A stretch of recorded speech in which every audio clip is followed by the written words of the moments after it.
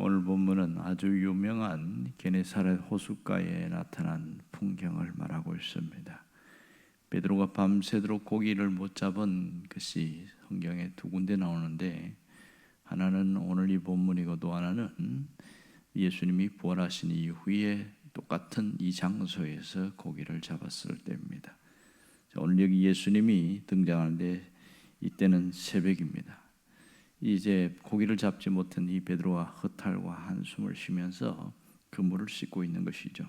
그때 베드로에게 내가 좀 너 배에 좀 잠깐 올라도 되겠냐? 그래, 오케이 했습니다. 자, 거기서 뭐합니까? 예수님이 바닷가에 있는 사람들에게 말씀을 전하고 있습니다.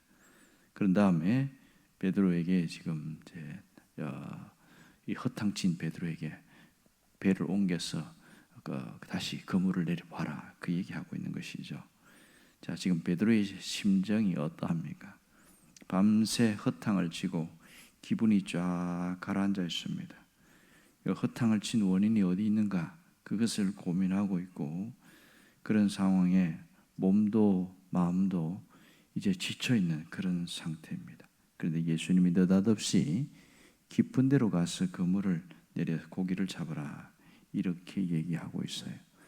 지금 베드로의 그 상황을 알고서 하는 얘기인가, 답답한 부분입니다. 자, 보세요. 베드로는 어부입니다. 전문가죠. 바다에서 잔뼈가 굵은 사람입니다. 예수님은 직업이 목수입니다.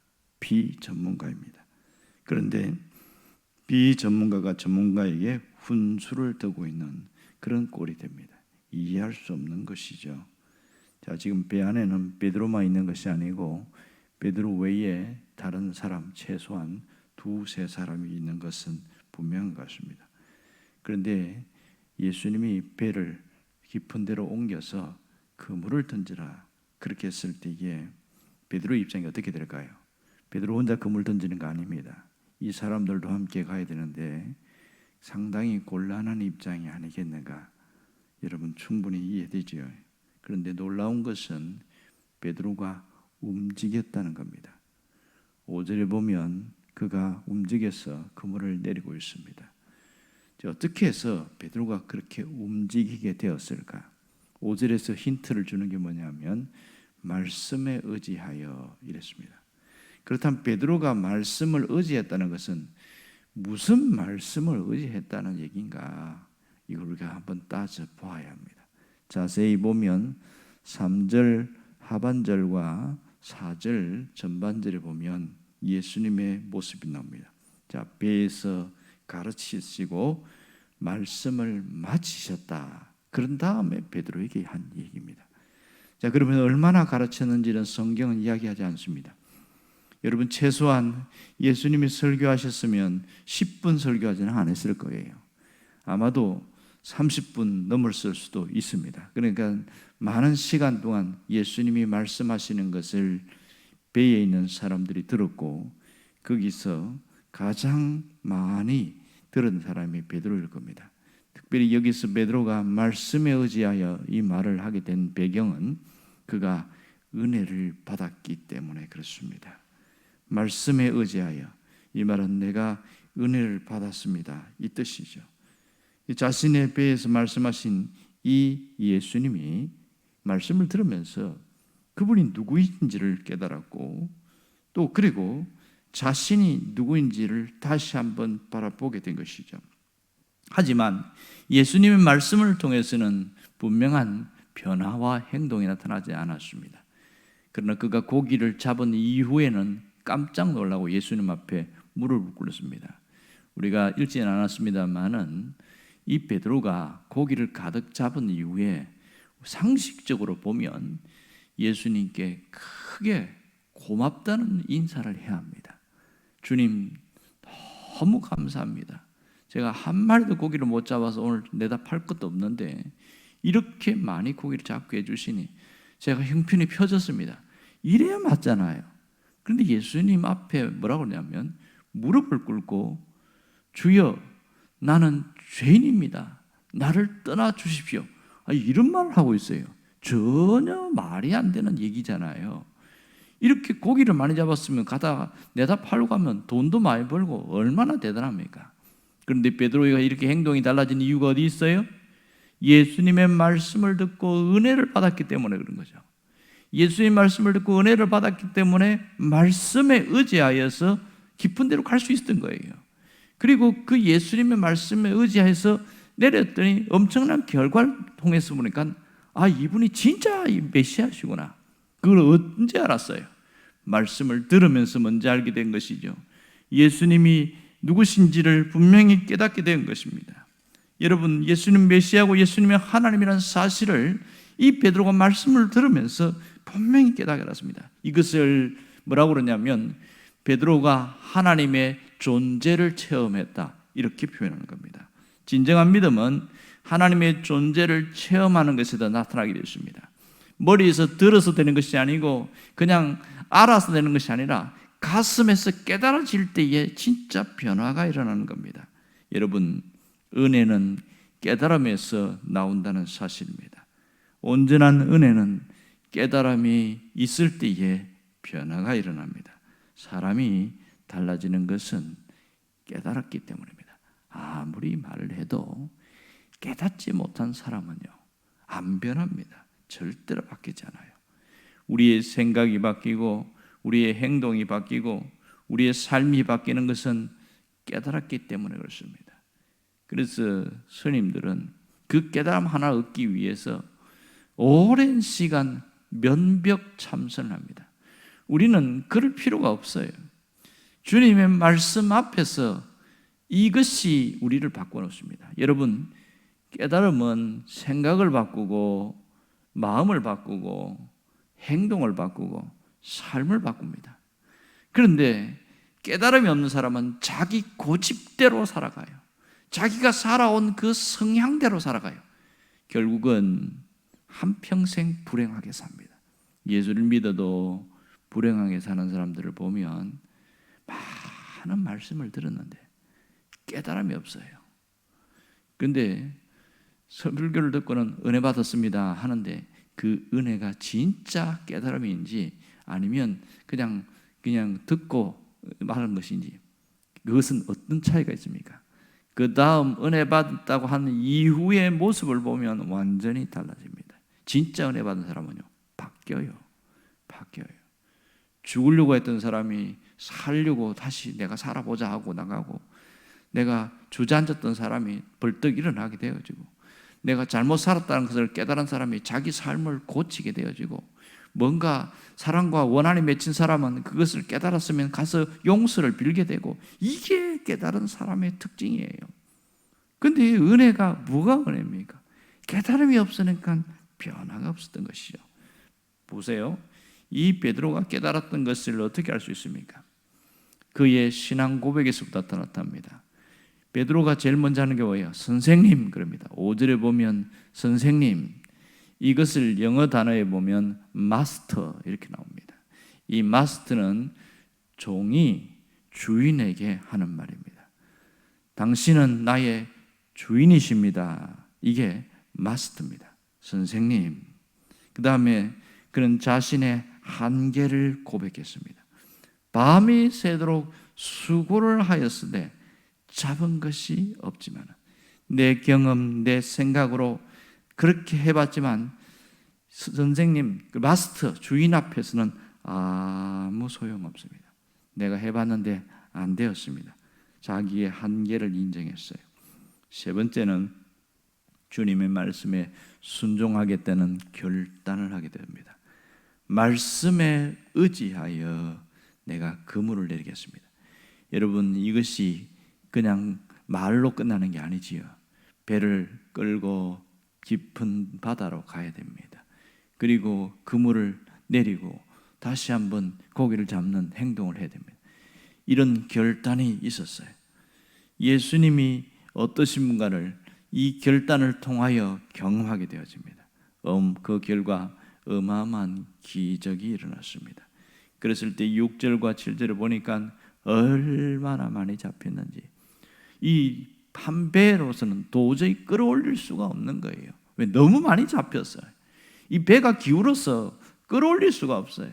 그래서 지금 저 바닷가에서 그물을 씻고 있는 이제 집에 가려고 하는 그 동물을 불러서, 아마 베드로와 요한 같아, 불러서 빨리 좀 와달라고. 그래서 급하게 그 배가 와서 보니까 어마어마하게 잡힌 거예요. 어디서 이런 고기가 다 들어왔나. 이게 두 배가 끌어올려야 겨우 할 정도로 엄청난 일들이 일어났습니다. 이 일들은 상상할 수 없는 기적인 것이죠.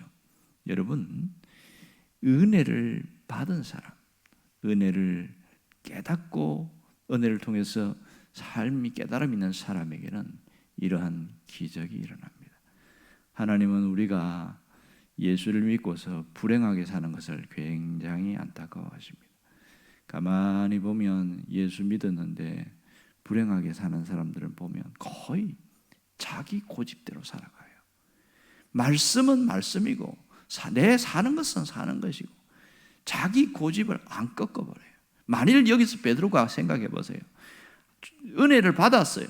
예수님이 설교하시는 그 말씀에 은혜를 받았어요. 하지만 깊은 데로 가서 그물을 내리라고 얘기했을 때에, 주님 지금 내 형편을 보고 하는 말씀입니까? 이제 그물 다 씻었는데 뭐 언제 또 갑니까? 내일 가면 안 됩니까? 이렇게 토를 달았으면 어떻게 됐을까요? 그리고 내일 다시 내가 가겠습니다. 끝나는 거죠. 오늘 즉시 가야 되는 거예요. 지금 즉시 가야 되는 거예요. 그래야 기적이 일어나는 겁니다. 여러분, 변화는 여기입니다. 왜 불행의 그림자가 계속 따라다닐까요?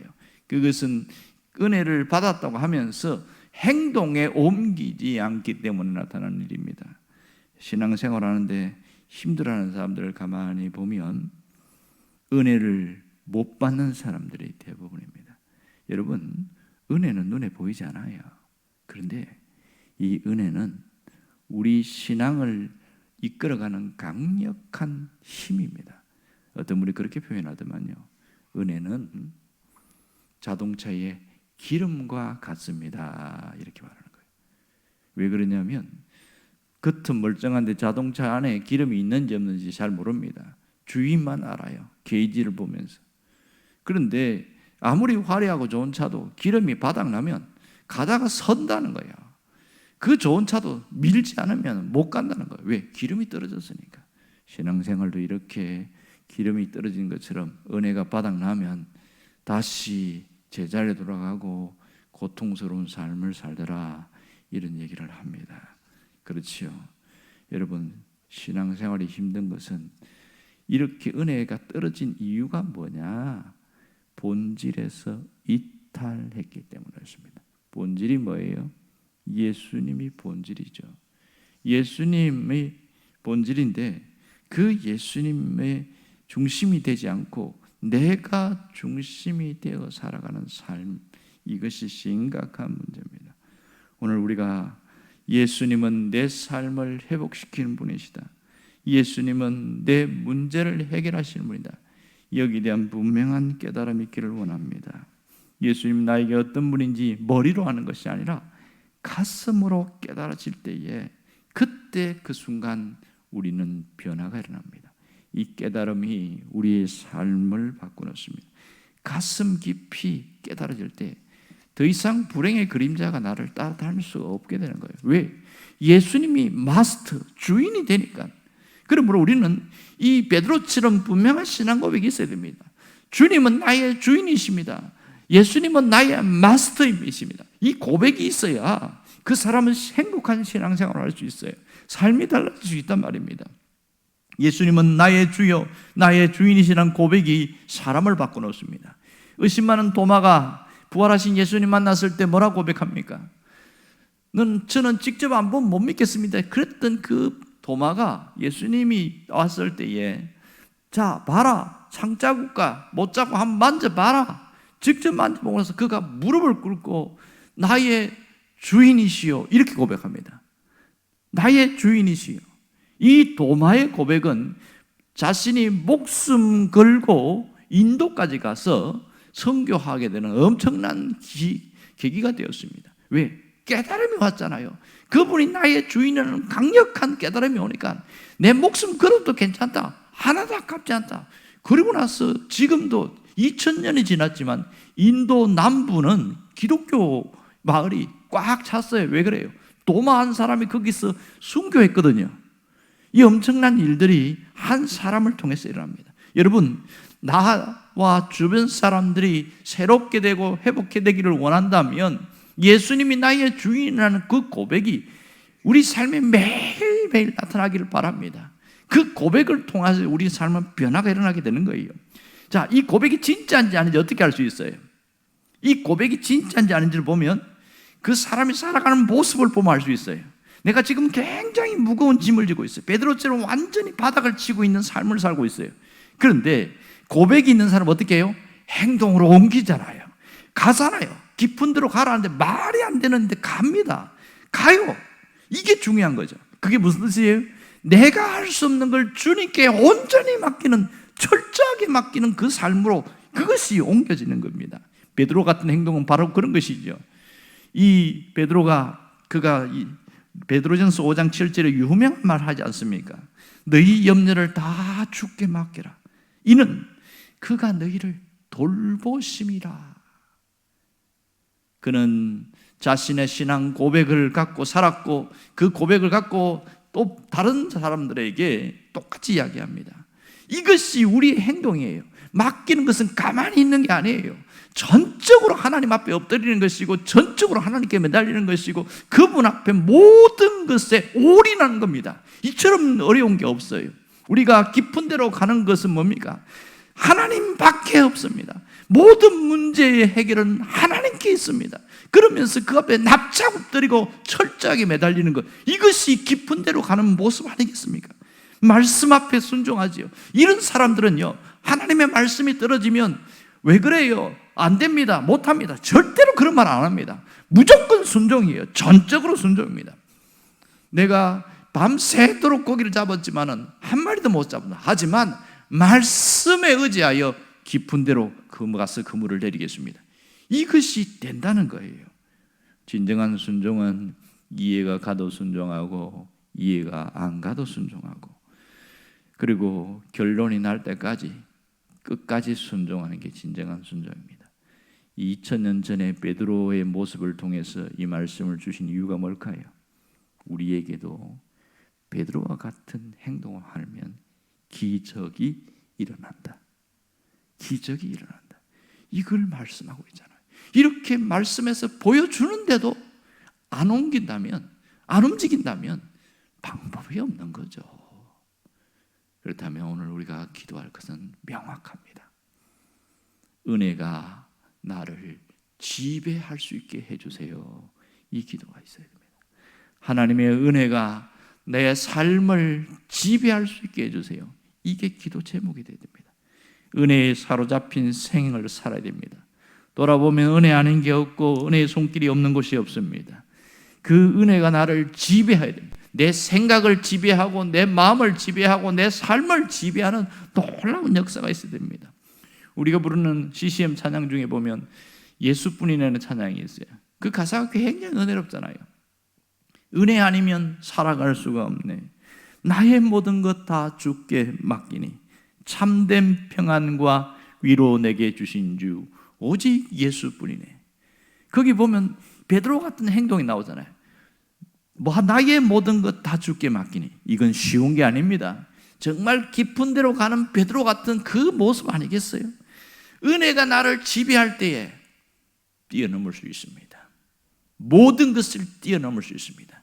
여러분, 은혜는 환경의 울타리를 뛰어넘는 능력입니다.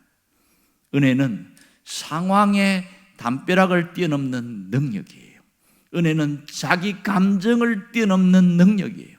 은혜는 내 육체의 한계를 뛰어넘는 능력이에요. 은혜가 나를 지배하면 삶은 달라지게 되었습니다.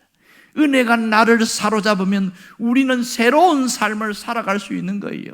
분명한 것은 은혜 속에 머물러 있으면 이 베드로 같은 기적이 우리의 삶에 나타나게 됩니다. 이제 우리가 해야 될 일은 이 일을 재현해 나가는 겁니다.